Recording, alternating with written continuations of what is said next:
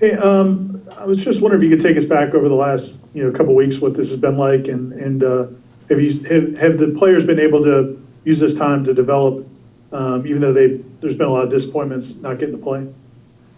Yeah, I was talking to our staff, that UVA and Clemson week were full-blown game weeks. Like, there was no indication up until pregame meals that anything was going to be different. So it was, listen, every week you're trying to focus on yourself and the things you got to do to get better at what you're doing. But obviously there's a part of it that you have to say, well, this is how we got to play against that opponent, and there's been some focus on those. So, those 2 weeks were kind of their own weeks. You just lost the Saturday ability to go compete.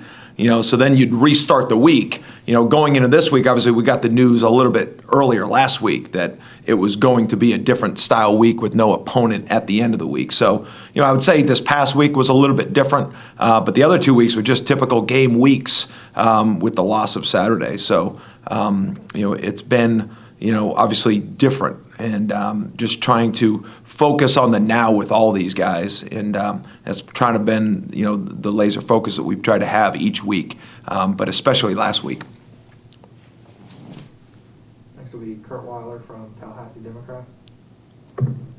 Do you think that kind of the fact, like you said, that the 2 weeks that were essential game weeks, just minus the game, can help kind of combat the potential rust of not playing for, nearly a month playing an actual game? Yeah, I think, Kurt, just because you were used to, you never have this long in between games unless it was a bowl game, so it would have been different if it wasn't that, but it was that, as far as it was game week, lost the game week, lost the game. And then we go into Sunday getting ready for possibly a Duke game, and then find out that it was going to be a different week.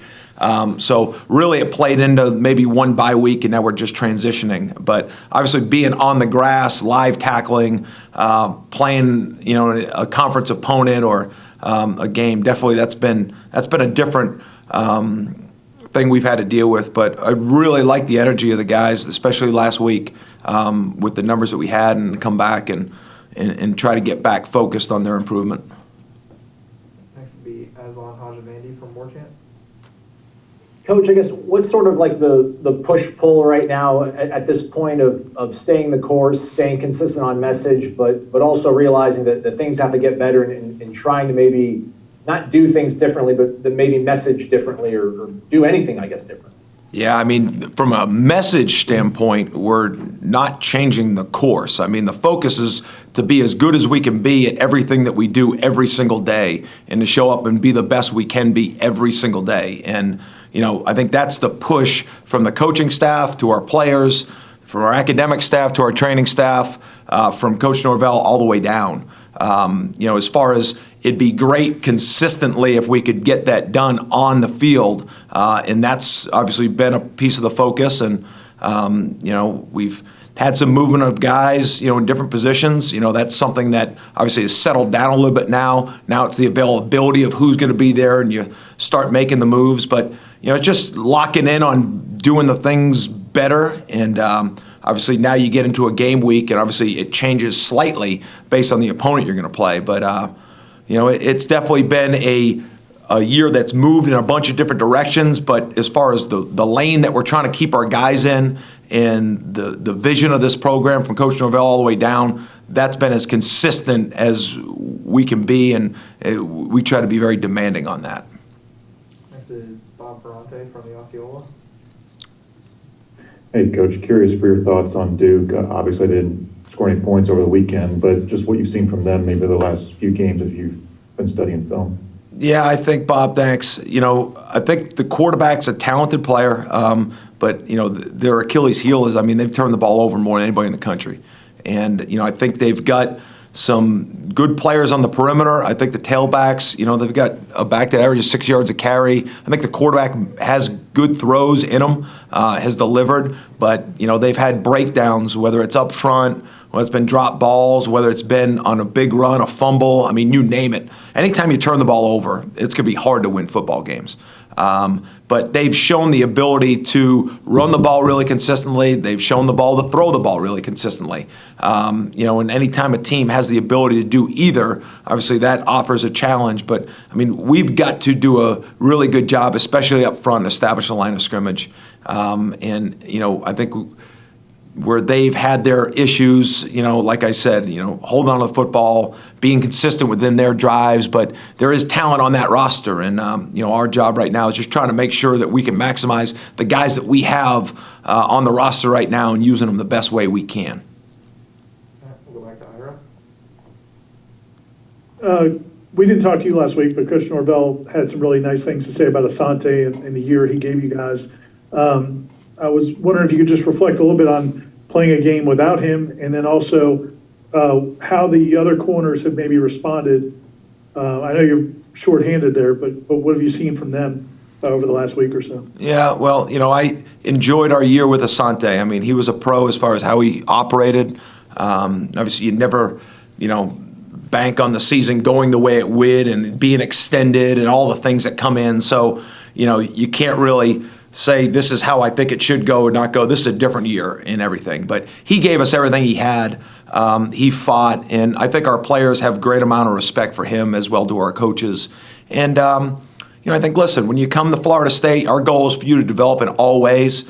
He's going to get an opportunity to continue his playing career. So I think our players have a great amount of respect for that, see the amount of work that he went, and, you hope that some of that trickles down to our players. We want that to be, we want to have team success, which then I think will promote the individual success more so. So that's really our focus. But I would say the room, we're all proud of him and happy for him, excited about his future. We'll go back to Kurt from the Democrat.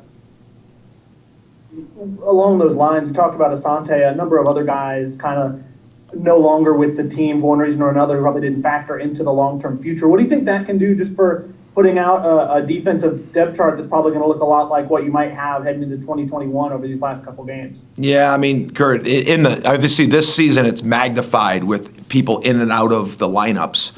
But truthfully, it happens every year. And, maybe this year it's happened a little bit more, and there's a little bit more reasons other than injuries that people are in and out. But at the end of the day, it never helps you to develop when you're worried about the outside things that could happen.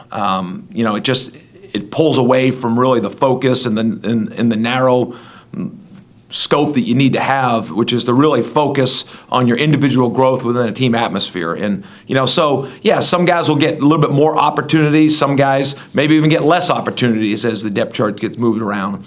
But it's really not worried about why or how or who's not here or even who's here. It's just about us moving forward with a team approach, with a mindset to make sure that we're getting better at how we improve. And I think that's not even the sell. That's just the way we do it here at Florida State, from Coach Norvell on the way down. So, our focus is that straight ahead. We'll go back to Aslan. Hamso was finally able to see game action last time out. Was it a good thing, I guess, that for him, at least personally, to have some time off to heal, or is he a guy that needs to get game reps to get where he needs to be? Yeah, I think Ham just needed football back in his life as much as he could. I think we're all happy for that. So seems like a long time ago that he was at that 26 snaps at NC State. But he's been part of the reason why the energy's been so good around here. Just having him in the room, and he's been in the room all year, but when he can actually do what he wants to do, because you can lead by example, you can lead by words, you can lead by history, all that stuff, but when you're literally on the grass with these guys, and able to even fail, or succeed, and they can see you do that, and then to be able to respond, I think that's what he's happy about. That's what I'm glad about. So it's definitely, we're excited to have Ham back. I think he's made, obviously, progress over the last couple of weeks of just getting in game shape without playing in the actual game. But I think, I don't want to say he was more bothered than anybody else, but he was definitely in the majority of people in the room that, when those games got taken there the last couple of weeks, obviously he's chomping at the bit to get back out there. We'll go back to Ira. What has this year been like for Jarion Jones? And what have you seen from him, maybe even in the second half of the season?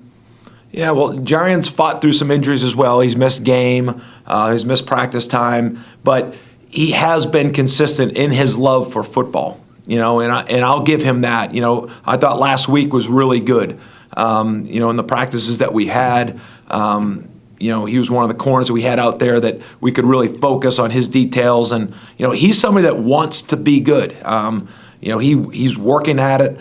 He is a young player. I mean, he's a sophomore that, he's just first time here at Florida State, went through the process, and now his first time in Tallahassee. We've dealt with all the things we've had to deal with this year. But he's good for our football team. He's going to be a really good corner. I like what he brings to our football team. Obviously, he wants some plays back, but that's life of a corner, right? Ball's going to be in the air. You need to make more of the plays than you don't, and that's what defines you. But what we're working on him are all the things between when the ball gets snapped to when the ball gets thrown, because I do think he's got some ball skill talent when the ball's in the air. But it's all the things in between when the ball gets there that we got to keep working on. And he's receptive to all the coaching. I think Coach Woodson and him have developed a good relationship, and I think his best football is still ahead of him. We'll go back to Aslan. I think Robert Cooper seemed like somebody that might have been fine, kind of deferring to Marvin Wilson when Marvin was playing with you, able to actually play.